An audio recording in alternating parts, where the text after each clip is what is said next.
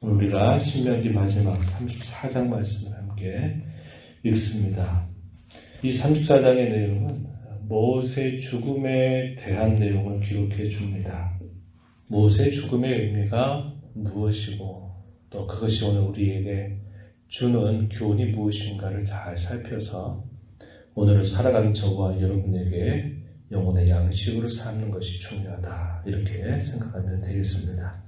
모세도 죽는다라는 사실을 본문은 우리에게 가르쳐 줍니다. 하나님께서는 모압 땅 평지에서 약속의 땅을 훤히 내다볼 수 있는 산으로 오르게 하십니다. 그 산이 느보산, 이렇게 표현되어 있죠. 느보산에 오르게 하시고 비스가 산 꼭대기에 그가 이르게 하십니다. 그래서 그곳에서 하나님께서 자신의 조상들에게 약속하신 땅의 경계를 다 보도록 하시는 겁니다. 우리가 읽은 본문 2절, 3절 이렇게 쭉 표현되어 있어요. 2절 보면 온 납달리, 에브라임 므낫세 땅, 서해까지 유다 온 땅, 네겝과 종려 나무의 성 17번짜리 평지를 소알까지 보이셨다. 또 1절 뒷부분에 보면은 길르앗 온 땅을 단까지 보이셨다. 보이시고 보이셨다. 이렇게 말하면서 하나님께서 하시는 말씀이 어떤 내용이냐면, 그러나 너는 그 땅을 들어가지 못할 것이다, 이런 말씀을 모세에게 하십니다. 4절 하반절에 보면은 이렇게 말합니다. 내가 내 눈으로 보게 하였거니와 너는 그리로 건너가지 못하리라, 이렇게 하나님께서 모세에게 말씀하십니다. 가장 소원했을 겁니다. 백성들을 어떻게 인도할까 참 불안한 마음으로 시작했던 오랜 세월이 흘러갔습니다. 애굽에 들어갈 때 무서움과 두려움으로 바로 앞에 섰던 그때 하나님께서 그를 바로 앞에 마치 하나님처럼, 신처럼 그를 붙들어서 위험이 있도록 그를 만드셨고, 그의 입술에서 떨어지는 한마디 한마디가 다 실제로 일어나는 기적 같은 일들이 되도록 하나님께서 모세를 세우셨죠. 그리고 그 백성들을 애굽에서 건져내고 시내산에서 하나님과 그 백성 사이의 언약을 두 차례나 세우는 일들에 있어서도 이 모세가 결정적인 역할을 하게 됩니다. 그리고 그 땅에서 다시 시작을 해서 광야 여정을 거쳐서 이 가나안 땅으로 그 백성들을 인도합니다. 광야 40년 세월, 끊임없는 반대와 끊임없는 도전을 받으면서 늘 하나님 앞에 그 백성들을 위해서 간절하게 용서하실 것을 기도하고, 또 그 백성들을 끊임없이 이끌어온 세월들, 참 많은 시간들이 흐른 것입니다. 그래서 그는 그 백성들이 과연 약속의 땅 가나안에 들어갈 수 있을까, 참 많은 의문들이 들기도 했겠지만, 그러나 하나님께서 약속하신 것처럼 신실하게 그 백성들을 이제 가나안 땅을 눈앞에 보일 수 있는 그 장소까지 이르게 된 겁니다. 그래서 그 땅에 들어가고 싶은 마음 간절했을 것입니다. 그러나 하나님께서는 말씀하시죠. 모세야, 넌 여기까지다. 여기까지 네 할 일 다 했다. 이렇게 말씀을 하시면서 이제 그 땅을 너는 보는 것만으로 족하게 여겨라. 이렇게 말씀을 하시는 겁니다.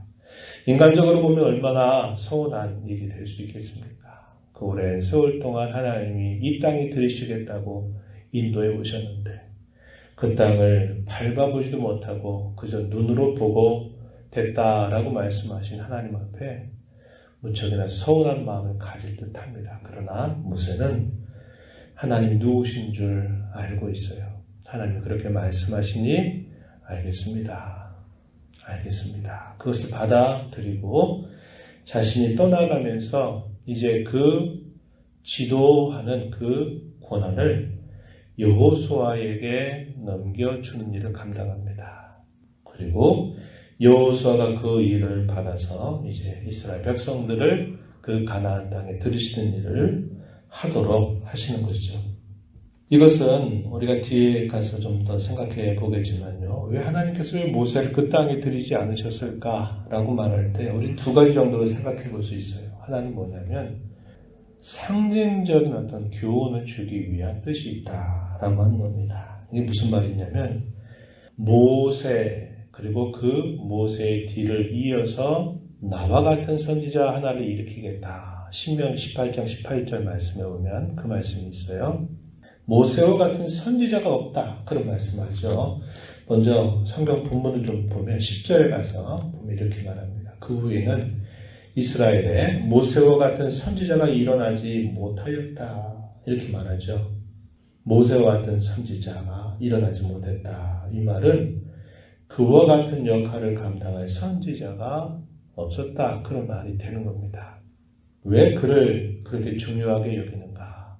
구약의 모든 말씀들을 결국 이 모세를 통해서 기초를 닦게 하셨다는 겁니다. 그래서 구약 시대를 마치 모세가 활동하는 것처럼 그리고 신약 시대를 예수 그리스도께서 활동하는 것처럼 이렇게 성경 묘사하기도 한다는 겁니다. 율법은 예수 그리스도가 오시기 전까지 그 역할을 감당하게 되고 예수 그리스도께서 이 땅에 오신 이후로는 바로 예수 그리스도께서 그의 백성들을 인도하실 것이기 때문이다 하는 겁니다. 그래서 이러한 계시적인 뜻이 있어서 그로 하여금 이 가나안 땅에 들어가지 않고 여기가 네 할 일이 다 된 것이다. 이렇게 부르신다는 겁니다. 모세와 같은 선지자가 다시 일어나겠다 그랬는데 그가 누구냐? 바로 예수 그리스도를 나타내는 말이다 하는 겁니다. 예수님이야말로 참 선지자의 원형이 되시죠. 참 선지자, 참 제사장, 참되신 왕, 이 땅에 오신 우리의 중보자이시라는 걸 우리가 잘 알고 있습니다. 그래서 한편으로는 이런 상징적인 목적이 있다는 겁니다. 구약과 신약을 말할 때 구약을 대변하는 역할로서의 모세, 이걸 보여주고 있고 또 하나는 어떤 목적이 있냐면 하나님께서 모세에게 진정 주시고자 하시는 참된 상급이 무엇인가를 그에게 보여주시는 겁니다. 가나안 땅에 들어간다 그래서 그 땅이 하나님이 그들에게 주시고자 하시는 전부가 아니라는 걸 모세는 압니다. 그리고 그에 앞서 살았던 아브라함도 알았어요. 가나안 땅을 소유하는 것, 그게 하나님이 자기 백성들에게 진정으로 주시고자 하시는 바는 아니라는 걸 알게 됩니다. 히브리서 11장 13절로부터 16절 말씀에 보면은 그렇게 말하죠. 하나님이 약속하신 것을 받지는 못했다. 하지만 그들은 멀리서 그 하나님의 약속이 이루어질 그때를 바라보고 환영하고 기뻐하면서 그 땅에서 나그네처럼 외국인처럼 살았다. 이렇게 이야기합니다. 그것은 그들에게 더 나은 본향을 사모하게 하시려는 뜻이 있다. 이렇게 가르쳐 주고 있습니다. 잘 아신 바와 같이 이스라엘 백성들이 가나안 땅에 들어가 모든 것이 다 끝난 게 아니었습니다. 가나안 땅에 들어가도 그들이 그 땅에서 참된 장수와 번영과 행복을 누리려고 한다면 그들은 하나님을 그 어느 누구보다도 그 어떤 것보다도 하나님을 경외하고 하나님만이 자신에게 진정한 상이 되시고 상급이 되신다고 하는 것을 분명히 알아야만 했다는 겁니다. 그 사실들을 외면하고 그들의 마음이 다른 곳으로 향하게 되면 그 가나안 땅에서 그들은 쫓겨나게 되는 거고 그 약속의 땅에서 결국 물러나게 되는 삶을 살 수밖에 없었던 거예요. 우리가 앞에서 신명기 28장에서 복과 저주에 관한 말씀을 읽을 때 저주에 관한 말씀에서 그 얘기를 하죠. 너희가 그 가나안 땅에 들어가도 우상을 숭배하고 하나님을 멀리하게 된다면 이방 나라에 의해서 너희들이 다 흩어지게 될 것이다. 그런 말씀을 하셨는데 실제로 이스라엘의 역사가 그걸 보여주죠. 북쪽의 이스라엘 나라가 패망하고 남쪽의 유다 나라가 패망하면서 그들이 바벨론의 포로로 끌려가게 돼서 흩어져서 70여 년을 보내고 난 다음에 그러고 나서야 비로소 그들이 다시 예루살렘으로 돌아오는 일이 있었다 하는 겁니다. 뭘 보여주나요? 가나안 땅에 들어가는 모든 게 다 만사오케이 끝났다. 이걸 말하는 게 아니라 그들에게 진정한 상, 하나님이 그들에게 주시고자 하는 진정한 것은 하나님 자신을 그들에게 주시고자 하시는 부분이 있었다는 겁니다. 창세기 15장 1절에 보면은 하나님이 아브라함에게 그렇게 말씀하시죠. 아브라함아, 두려워하지 말아라. 내가 너의 방패고 내가 너의 지극히 큰 상급이다. 이렇게 말씀을 하셨어요. 우리가 이 땅 그 어느 곳에서 참된 안식과 평안과 행복을 누릴 수 있을까요? 그것은 이 땅에서 없습니다. 하나님께서 온전히 이루어 주시는 영원하고도 완전한 나라가 임할 때 우리는 참된 안식과 평안과 행복을 누릴 수 있다는 겁니다. 우리는 그것을 이 말씀을 통해서 확인하게 되는 것이죠. 하나님은 모세가 이 모압 땅 어떤 곳에 장사가 되도록 하셨어요. 그곳이 6절에 보면 어디냐면 벳부얼 맞은편 모압 땅에 있는 골짜기에 장사가 되게 하십니다. 그리고서는 그가 실제적으로 어디에 있는지를 하나님께서 감춰버리세요. 6절에 보면 오늘까지 그의 묻힌 곳을 아는 자가 없다 이렇게 이야기합니다. 왜 그랬을까요? 그것은 훗날 이스라엘 백성들이 이것으로 인하여 또 미혹에 빠지지 않게 하시려고 하시는 하나님의 뜻이 있었다는 겁니다. 왜냐? 사람들은 꼭 어떤 흔적을 보고 그것을 숭상하고 그것으로 인해서 또 우상 숭배에 빠질 위험이 언제나 있기 때문에 그러합니다. 전에도 우리가 민수기 말씀을 통해서 그런 이야기를 나눴는데요.